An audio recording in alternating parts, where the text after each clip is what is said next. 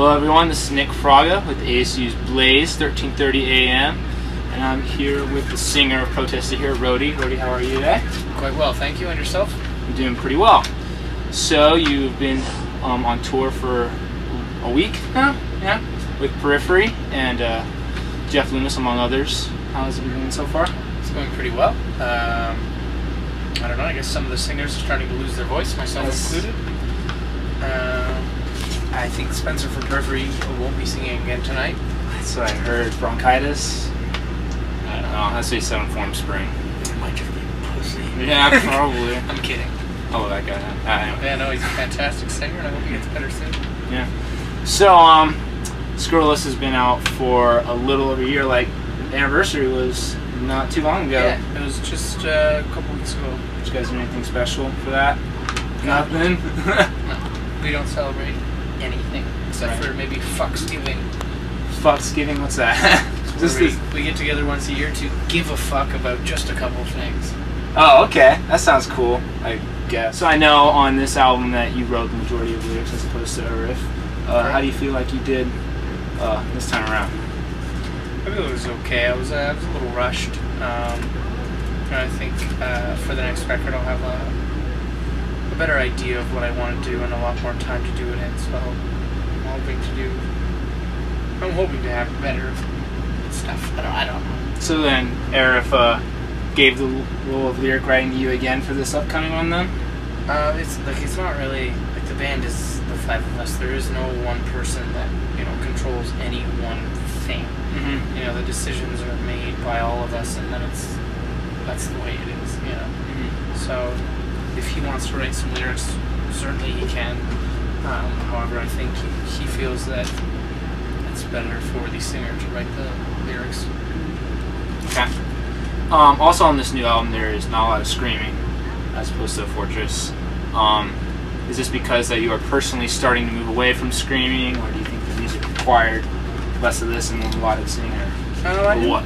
I didn't really think about it too much. I just, I wrote the record, and there just wasn't like any screaming on it. Mm-hmm. And I realized that kind of when we were going in to record it. I don't know. I guess people were mad about that, but if you're mad about someone screaming, you're probably just a little fucking loser.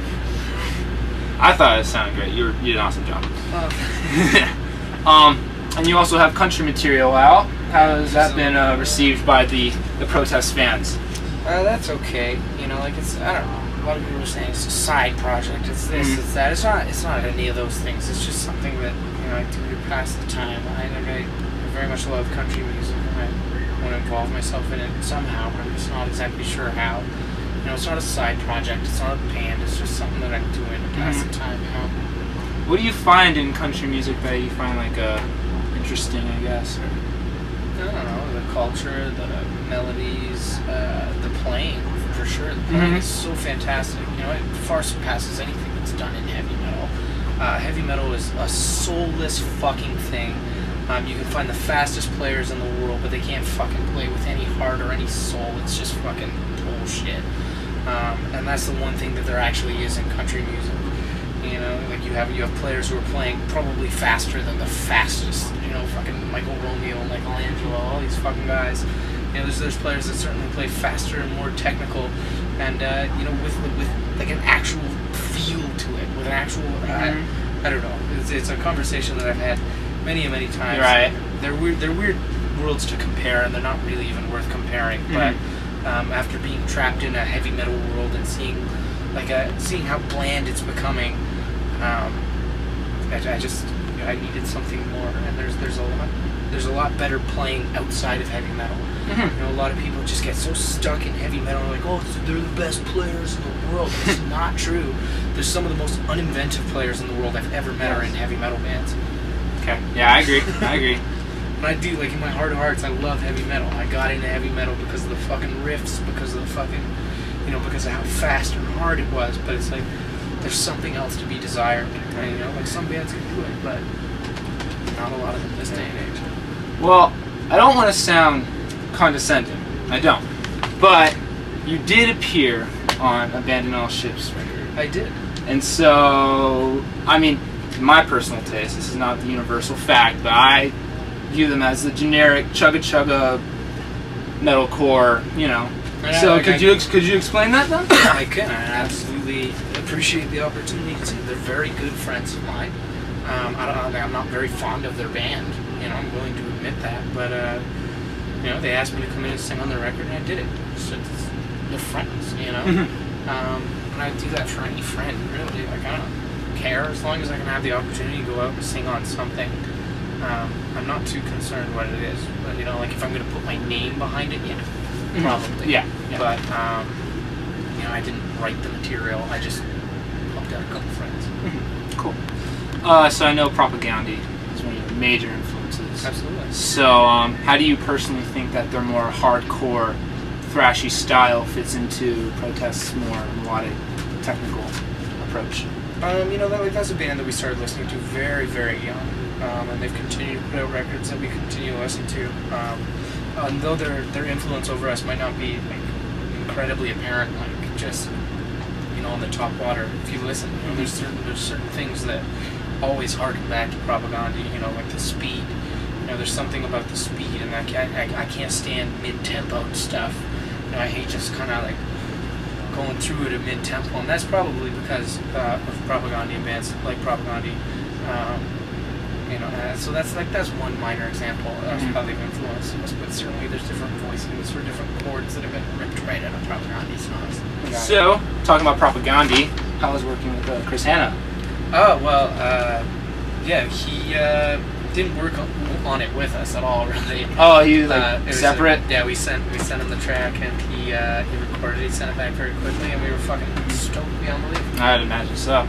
Other than Propaganda and Sick. What are some of your other influences? You know, for me, vocally, I would say Jeff Buckley. You know, I don't know that my style is really resembles his style very well because he's such a fantastic fucking singer. But I would consider him an influence because I listen to a lot of it. Other than that, I'd say probably Cole Wilkinson, Russell Allen. That's a fucking heavy metal singer, man. Of what band? Symphony X. Oh, okay. Yeah, alright. Yeah. But he's also got some solo stuff that's just so fucking rock and roll. It's amazing, dude. But yeah, I think as far as heavy metal goes, you know, like Russell Allen would be one of my bigger influences. Okay. Alright. Last time you were here, you predicted that the Vancouver Canucks would go to the finals, and they did. Unfortunately, they lost. But they didn't deserve to win. Oh, they didn't? No, they played like a bunch of little bitches. Well, do you have any predictions for this year? The Phoenix Coyotes. Okay. Will make the playoffs, and they will get swept in the first round. Vancouver will go to the finals again and they'll lose. Really? Yeah. Against who, do you know? Or predict? Maybe the Blues, maybe I don't know. I couldn't call who they'd be against, but maybe even fucking Detroit. They had that huge spurge. I would imagine so. Yeah. So during your live shows in between songs, usually, I don't want to call it ranting. I kind of have negative connotations, but you know, comedic skits, I guess, not skits. Yeah. Well, anyway, have you ever considered doing stand-up? No, I don't know, because you know, like it's easy to do that in between songs, because it's like if I'm fucking bombing, I can just be like, oh, here's some more songs, you know, and then it's like I got something to fucking hide behind. I don't think I could do it without that safety net. Right. All right. Now I heard this upcoming album that you guys are writing for right now. It's going to be released in 2013, as opposed to 2014, which would continue the 3-year trend. Yeah. Is this a label thing, or is this you guys becoming more efficient, or what's that? Yeah, it's kind of like label managerial pressure, but you know, like it's also, you know, we need more material. We get so fucking bored just playing the same shit over and over again. So we really need more material, and we're excited to get back and start actually writing some stuff. All right. And so, besides that, future plans for Protest to Hear, what would they be? South America, some stuff in Canada. Hopefully, a Canadian tour before we start doing it again. But you know, then we're gonna sit down and write a record. during that Canadian tour, you're gonna play Scoreless in its entirety? Probably, yeah. Yeah. We usually do that with each record. We have a Go up to Canadian Canada. tour. All right. Thank you so much. Thank you. Pleasure. Pleasure. All right.